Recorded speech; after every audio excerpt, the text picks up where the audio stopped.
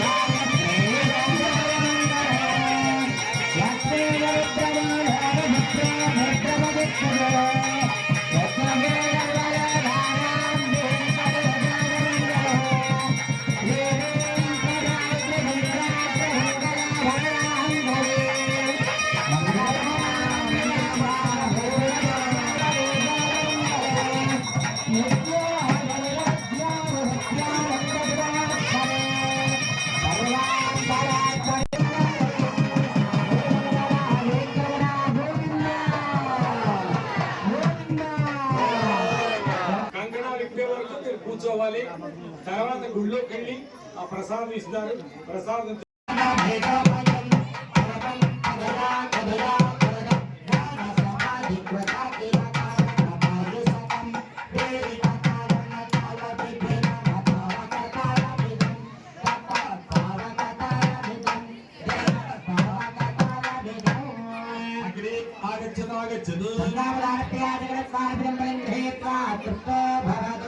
దక్షిణ దిక్కున పరిపాలన చేస్తున్నటువంటి యమధర్మరాజా, అరకవేలి గ్రామంలో నా భక్తులందరూ కూడా నాకు చేరువుగా ఉన్నారు. వారందరికీ కూడా దీర్ఘాయువునిచ్చి సర్వదా రక్షించవలసింది. అనే యమధర్మరాజుని మనకి దీర్ఘాయుని ఇవ్వడం కోసం అక్కడ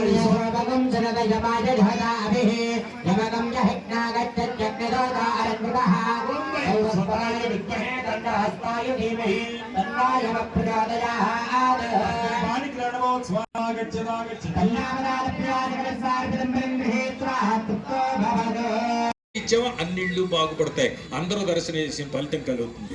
మీరు ఎంతమంది కూర్చున్నారో దీనివల్ల ఆ ఇరు జరుగుతున్నప్పుడు ఒకరోజు యుద్ధం జరిగింది. ఆ వెళ్ళేటప్పుడే అర్జునుడు వాళ్ళందరిని చూసి, అందరూ నా తాతలు, నా మామలు, నా అన్నదమ్ములు, వీళ్ళని చంపేయడమా, వెనక్కి వెళ్ళిపోతానన్నాడు ముందు. అప్పుడు భగవద్గీత గీతోపదేశం చేశాడు కృష్ణ పరమాత్మ. ధైర్యం వచ్చింది. అయితే యుద్ధభూమిలో వెనక రోజు తాతగారికి వినాలి, తాతగారికి నమస్కారం చేసేవాడు. తాతగారు అంటే వాడు భీష్మాచార్యుడు. బావా కృష్ణ, మా తాతగారిని చూడలేదు, 3 రోజులైంది, అక్కడికి తీసుకెళ్ళవా అన్నట్ట. అర్జున, ఏంటనుకున్నావు, యుద్ధభూమిది. మీ తాత నీకు అభిమానస్తులు అవ్వచ్చు, మీ తాతకి నీ మీద అభిమానం ఉండొచ్చు, శత్రుపక్షంలో ఉన్నాడు వాడు. బెంగళూరులో జరిగిన రేప్ పార్టీలో తాను లేనని అంటున్న సినీ నటి హేమలత. అదే నేను ఇప్పుడే వీడియో బయట తీస్తున్నాను, నిన్ను కూడా లైన్లోనే పెట్టాను. ఇప్పుడు నువ్వు ఏ ఛానల్లో వర్క్ చేస్తున్నావు? తెలుగు వన్. ఏమండి, నేను అన్నీ ఆన్లైన్లోనే ఉన్నాను, నేను మంచిగా ఫామ్ హౌస్లో ఎంజాయ్ చేస్తున్నాను, చిల్ అవుతున్నాను. నా మీద ఈ ఫేక్ న్యూస్ వస్తుంది, ప్లీజ్ వేణు, నేను మళ్ళీ చేస్తాను. మన వాళ్ళు కంటిన్యూస్గా కాల్ చేస్తున్నారు, ఒక వీడియో బయట రిలీజ్ చేసేసి నీకుతో మాట్లాడతాను. ఓకే మా, థ్యాంక్ యూ. హాయ్ అండి, నేను ఎక్కడికి వెళ్ళలేదు, నేను హైదరాబాద్లోనే ఉన్నాను. సో ఒక ఫామ్ హౌస్లో ఎంజాయ్ చేస్తున్నాను, చిల్ అవుతున్నాను. సో నా మీద వచ్చే న్యూస్ ఫేక్ న్యూస్, అది అక్కడ మరి ఎవరున్నారో ఏమో నాకు తెలియదు. సో అది ఫేక్ న్యూస్ అండి, అవన్నీ నమ్మొద్దు. Okay, thank you. పోలీసులు తమపై సుమోటో కేసు నమోదు చేయడంపై విశాఖ ఉత్తర నియోజకవర్గ ఉమ్మడి పార్టీల అసెంబ్లీ అభ్యర్థి విష్ణుకుమార్ రాజు మండిపడ్డారు.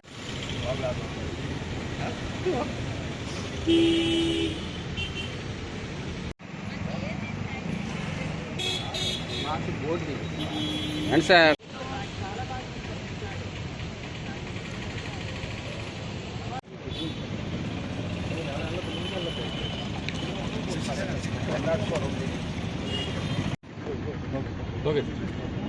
నాకు ఊహ తెలిసినప్పటి నుంచి నేను రాజకీయంలో 10 సంవత్సరాల నుంచి ఉన్నాను. అప్పటి నుంచి కూడా ఇది ఒక వింతైన విచిత్రమైన పరిస్థితి.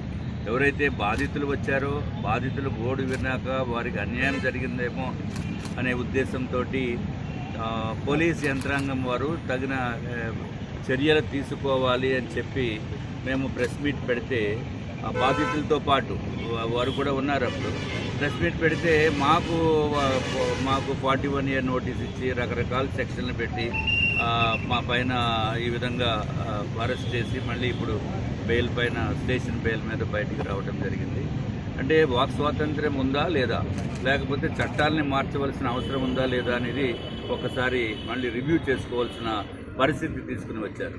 సరే, ప్రెస్ వాళ్ళు కూడా రాశారు, వాళ్ళకి పైన కూడా ఈ నోటీసులు ఇచ్చినట్టుగా తెలిసింది. అంటే రాజద్రోహం తప్ప మిగిలినవన్నీ చేసినట్టుగా నాకైతే ఈ సెక్షన్లో నాకు అంత లీగల్ నాలెడ్జ్ లేదు. మా వాళ్ళు చెప్పిన దాని ప్రకారం మాకేమన్నా రాజకీయ లబ్ధి ఉందా దీంట్లో? ఎలక్షన్స్ అయిపోయాక వాళ్ళకి న్యాయం చేయాలి అని చెప్పి మేము వాళ్ళని పోలీసు వారికి విన్నపం చేద్దామనే ఉద్దేశంతో ప్రెస్ మీట్ పెడితే, మా పైన కేసులు పెడితే, రేపొద్దుట అసలు ఎవరైనా ప్రెస్ మీట్లు పెడతారా? పోనీ ఎవరైనా కంప్లైంట్ ఇచ్చారా? కంప్లైంట్ కాదు, సుమోటో కేసు. మరి సుమోటో కేసు పెట్టినప్పుడు నా పైన నేను ఏమి తప్పు చేశానని సుమోటో కేసు? ప్రెస్ మీట్ పెట్టడమే తప్ప? అంటే అన్యాయానికి గురయ్యి రక్తాలు కారుతూ ఉరికి కట్లతోటి తీవ్రమైన గాయాలతోటి వాళ్ళ ఇళ్లకి కూడా వెళ్లకుండా 4 కుటుంబ సభ్యులు మా దగ్గరికి వచ్చినప్పుడు నేను ఆదరించవలసిన అవసరం ఉందా లేదా? మేము స్పందించవలసిన బాధ్యత ప్రజాప్రతినిధిగా ఉందా లేదా? నేను ఈ కంటెస్టింగ్ క్యాండిడేట్గా ఉన్నాను, భారతీయ జనతా పార్టీ రాష్ట్ర ఉపాధ్యక్షుడిగా ఉన్నాను, అట్లాగే ఇదివరకు భారతీయ జనతా పార్టీ ఫ్లోర్ లీడర్గా పనిచేశాను. మాకు ఏ విధమైన దీంట్లో లబ్ధి గురించి మేమేమి చూడము. లేకపోతే ఎక్కడ ప్రశాంతతకి భంగం కలిగించాలనే ఉద్దేశంతో కూడా ఎప్పుడూ మా చరిత్రలో లేదు. ఎప్పుడు కూడా చట్టాన్ని గౌరవిస్తూ, చట్టాన్ని ఏ విధంగా కూడా అతిక్రమణ చేయకుండా ఉండే నిబద్ధతతో కలిగిన వ్యక్తులం మేము. మరి సుమోటో కేసు పెట్టేసి నా పైన నోటీస్ ఇవ్వడం ఎంతవరకు సమంజసం? సరే, పోలీసు వారు చేశారు. ఇదే నియోజకవర్గంలో ఇదివరకు వైఎస్ఆర్సీపీ నేత కేకే రాజు గారు మరి చంద్రబాబు నాయుడు గారిని ఎయిర్పోర్ట్ నుంచి బయటికి రాకుండా అడ్డుకుని పోలీసులు కూడా తోసేసి మరి ఆయన చంద్రబాబు నాయుడు గారి పైన కోడిగుడ్లు, టమాటాలు, వాటర్ బాటిల్స్, చెప్పులు ఇసిరి నానా బూతులు మాట్లాడిన వ్యక్తి పైన సుమోటో కేసు గుర్తురాదా మీకు? అట్లాగే పవన్ కళ్యాణ్ గారు జనవాణి కార్యక్రమాన్ని పెట్టినప్పుడు ఇక్కడ విశాఖపట్నంలో ఆయన నోవాటెల్ నుంచి ఇక్కడికి ఏదైతే కళ్యాణ మండపం ఉందో పోర్టు కళ్యాణవాణికి అక్కడికి రాకుండా అడ్డుకున్న వ్యక్తి ఎవరు? అప్పుడు మీరు సుమోటో కేసులు పెట్టరా పోలీసు వారు? అంటే మనుషులకి ఒక రకమైన ట్రీట్మెంట్ రకరకాలుగా ఉంది. ఇది అసలు వాక్ స్వాతంత్రం లేనటువంటి విధంగా విశాఖపట్నంలో కొత్త విధానానికి తెరతీశారు. వాక్ స్వాతంత్రం లేదు అని చెప్పడానికి ఇది ఒక నిదర్శనము. రేపొద్దుట ఎవరన్నా బాధితుల గురించి ప్రెస్ మీట్లు పెట్టే పరిస్థితి ఉందా? ఎవరన్నా పత్రికా విలేకరులు రాసే పరిస్థితి ఉందా? రేపొద్దుట మీరు రాసిన మీ పైన కూడా కేసులు పెడతారు, మిమ్మల్ని కూడా అరెస్ట్ చేసే పరిస్థితి వస్తుంది. అరే ఇది కరెక్ట్ కాదు. ఇది డెఫినెట్గా ఇది చర్చ లేపవలసిన అవసరం ఉంది. ఎవరైతే ఈ విధంగా ఏ విధంగా చర్యలు తీసుకున్నారనేది నాకే ఆశ్చర్యంగా ఉంది. నాకైతే నేను తెలుసుండి ఏ తప్పు చేయలేదు. లీగల్గా కానీ లేకపోతే మోరల్గా కానీ నేను ఎవరిని కించపరుద్దామనే ఉద్దేశంతో కానీ ఎక్కడ విద్వేషాలు రేగాలనే ఉద్దేశంతో కానీ నేను ఏ ప్రెస్ మీట్లు పెట్టలేదు. నేను ఎవరైతే బాధితులు ఉన్నారో వాళ్ళు ఇప్పటికీ కూడా వాళ్ళ ఇళ్ళకి పోలా. ఇప్పటికీ కూడా పోలీసు వ్యవస్థ వాళ్ళ ఇంట్లో ఉన్న రక్తపు మరకల్ని కూడా ఫోటోలు తీయలేదు. ఇప్పుడు వారు కలెక్టర్ గారు ఆఫీస్కి వెళ్ళటం జరిగింది. అక్కడి నుంచి పోలీస్ వ్యవస్థను అడిగితే మీరు వూండ్ సర్టిఫికేట్ తీసుకురావాలి కేజీహెచ్ నుంచి అంటారు. కేజీహెచ్కి వెళ్తే వీళ్ళు పట్టించుకునే దిక్కే ఎవరు? సో అత్యంత దారుణంగా ఉంది వ్యవస్థ అని చెప్పడానికి ఏమాత్రం సందేహం లేదు. కులాల ఆధిపత్య పోరు మాదిగ వంశం వృక్షం నుండి వచ్చిందేనని రాష్ట్రీయ ప్రజా కాంగ్రెస్ వ్యవస్థాపక అధ్యక్షుడు మేడా శ్రీనివాస్ గుర్తు చేశారు. రాష్ట్రీయ ప్రజా కాంగ్రెస్ వారాంతపు సమావేశానికి ఇచ్చేసినటువంటి పార్టీ సెక్యులర్స్ అందరికీ నా ప్రత్యేక ధన్యవాదాలు. ప్రధానంగా ఎన్నికలు అయిపోయినాయి. ఎన్నికల్లో అందరూ కూడా కుల సంఘాల చుట్టూ తిరుగుతూ ఎవరి కుల సంఘాలని వాళ్ళు ఆర్థికంగా వాళ్ళ యొక్క బలాన్ని నిరూపించుకున్నారు తప్ప కుల ఐక్యతని ఎక్కడా కూడా ప్రస్ఫుటింపచేయలేదు. వాస్తవానికి ఈ ఆంధ్ర రాష్ట్రంలో ప్రతి కుల సంఘం నాయకుడు ముద్రగడ గారి జీవితాన్ని పాఠ్యాంశంగా తీసుకోవాలి. ఒక చెంపపెట్టి లాంటి తీర్పు ఒక విధంగా ఆయనకి జరిగినటువంటిది అన్యాయం అవ్వచ్చు. లేదు, ఆయన రాజకీయ జీవితంలో 75% వారి సామాజిక వర్గ రిజర్వేషన్ కోసం దశాబ్దాలుగా ఆయన ఉద్యమం ముందుకు నడిపించాడు. ఈ రాష్ట్రంలో కాపు ఉద్యమం అంటే ముద్రగడ పద్మనాభం ఒక బ్రాండ్ అంబాసిడర్ ఆయన. అలాంటి వ్యక్తికి ఈరోజు అదే సామాజిక వర్గంలో ఘోరమైనటువంటి అవమానాలు జరుగుతున్నాయి. దానికి గల కారణం రాజకీయ పొల్యూషన్లో వాస్తవాల్ని వక్రీకరించి ఈరోజు ఆయనకి ఘోరాతి ఘోరంగా అవమానిస్తున్నారు. వాస్తవానికి ఏంటంటే నేను చెప్పేటటువంటిది ఏంటంటే కుల సంఘాల కన్నా ప్రజా జీవితంలో ప్రజల యొక్క యోగక్షేమాలు, సామాజిక భవిష్యత్తు, సామాజిక భద్రత మీద దృష్టి పెట్టాలని ఈరోజు ముద్రగడ పద్మనాభం గారిని ఎవరైతే వ్యతిరేకిస్తున్నారో అలాంటి పరిస్థితులు ఇప్పుడు కుల సంఘాలుగా విర్రవీగుతున్నటువంటి వాళ్ళకు కూడా భవిష్యత్తులో వస్తాయి. ఆయనకంట కులాన్ని భుజాన్ని వేసుకొని కుల అభివృద్ధి కోసం ఏ ఒక్క నాయకుడు తిరగలేదు. ఇప్పుడు నాయకుడు అనేవాడికి అనేక వ్యూహ ప్రతివ్యూహాలు ఉంటాయి. అందులో భాగంగా ఆయన తీసుకున్నటువంటి ఒక నిర్ణయం ఉండొచ్చు. ఈరోజు కాపు ఉద్యమంలో ఆయనే ఒక మహావృక్షంలాగా ఉన్నటువంటి ఆ వ్యక్తికి ఈరోజు అదే కాపు సామాజిక వర్గంలో ముద్రగడ పద్మనాభం గారి పక్షాన నిలబడి ముద్రగడ పద్మనాభం గారు ఒక గొప్ప వ్యక్తి, మా కోసం ఎంతో త్యాగాలు చేశాడు అని మాట్లాడినటువంటి వ్యక్తి ఈరోజు అతని చుట్టూ ఉన్నటువంటి వర్గంలో లేకపోవడం చాలా బాధాకరం. కానీ ఈరోజు ముద్రగడ పద్మనాభం గారిని ఎందుకు మనం ప్రస్తావించాల్సి వస్తుందంటే ముద్రగడ పద్మనాభం గారి కన్నా కుల ఉద్యమాన్ని నడిపించినటువంటి వ్యక్తి ఎవరూ లేరు. అలాగే ఇతర కులాలు కూడా దాన్ని దృష్టిలో పెట్టుకొని ఎవరైనా అదే. ఈరోజు కుల ఉద్యమాలకి కుల నాయకుడికి నేను ఒకటి చెప్తున్నా, ఫలానా కులమైనటువంటి వ్యక్తి ఎన్నికల్లో పోటీ చేస్తే ఆ కులపోడు ఆయన దగ్గర నోటు తీసుకోవడం మానేసాడా? నోటి శాసిస్తుందా కులం శాసిస్తుందా అన్నది ఒకటి అర్థం చేసుకోండి. కులం అనేది ఒక ముడిసరుకు.